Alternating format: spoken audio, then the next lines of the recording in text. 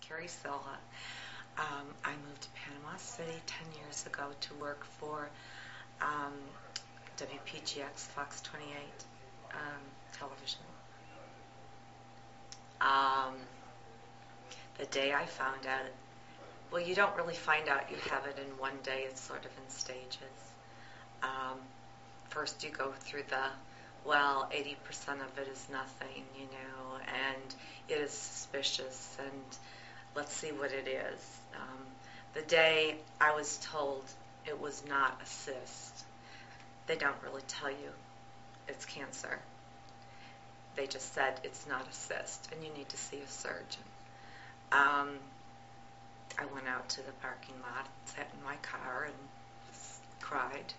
And then I got a call from my doctor later that day who said they'd set me up for an appointment to see a surgeon, but it wasn't for a month. And this was the week before Christmas, 2006. And I said, I'm seeing a surgeon tomorrow. I don't care if I have to go sit in their office from the moment they open until they close, but I'm not waiting a month. And an absolutely wonderful doctor named Dr. Glenn Summers saw me the next day. And he told me that we needed to do a biopsy and a surgery to do that.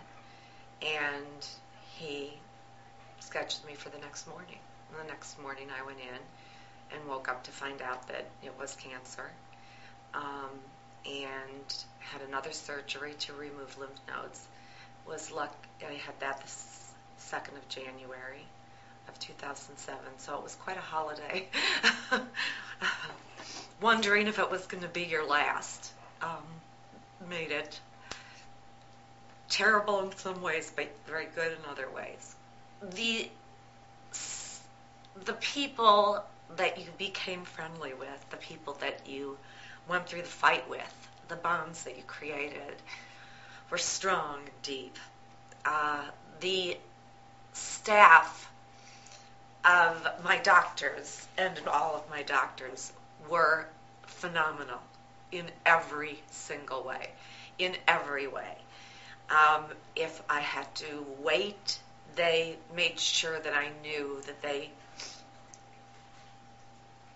knew I was waiting so that I wouldn't be anxious. They cared about me as a person. They stood next to me. They told me stories about things in their life that related to what I was going through. They anticipated my fears and questions.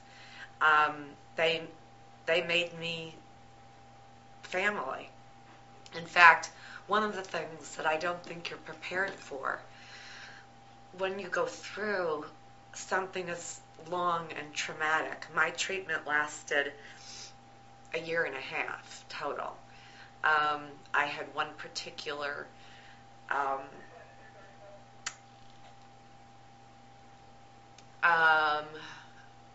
part of my cancer that required 52 weeks of a chemo once a week for 52 weeks on top of radiation, on top of the other chemo. And so it was very lengthy. One of the things I wasn't prepared for was missing it. And that's a really hard thing to imagine you will.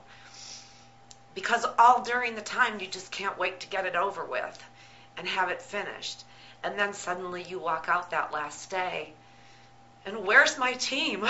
Where are all my angels? Where are everybody who every week called me to see how I was? And I knew I was going to see next week, or they were going to call me with test results, or they were going to call me just to see how I was doing.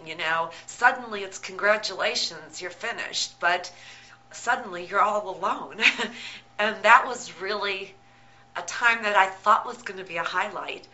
That was really frightening, and no one ever tells you that. No one ever tells you that suddenly you're on your own, so to speak. I mean, you aren't really all on your own, but we won't need to see you for 3 more months.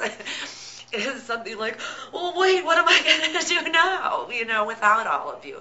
So definitely the highlight was the support I got from friends and certainly the staff of Dr. Nanfro's office, my oncologist, that they're all angels, and Dr. Troop, who did my radiation, and Dr. Summers, who did my surgery, were just as kind and as nice as they could be, especially in times that I was scared to death and certainly wasn't very nice.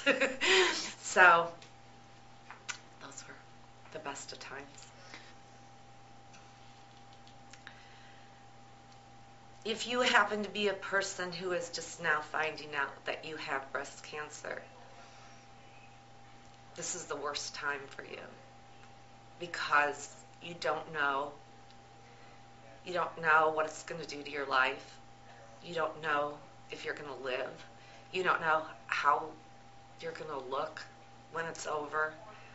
You don't know who's still going to be left standing with you afterwards. And what you don't know is scary. It gets better. Even though you're going through treatment, you learn more, you get more comfortable with it, you understand it more, you're stronger. The day you find out is the worst day. It just gets better from there. You know what? Maybe this isn't the usual expected answer, but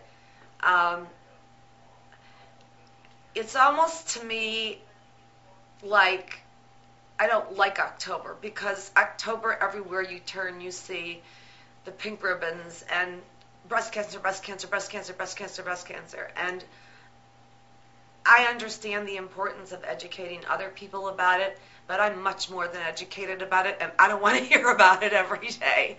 I live it every day. I don't want to be reminded of it every day.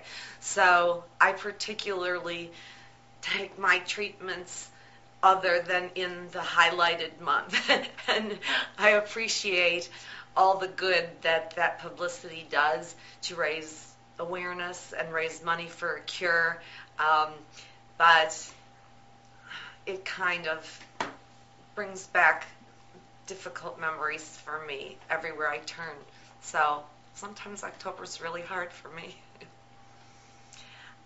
There are see your doctor as you're supposed to.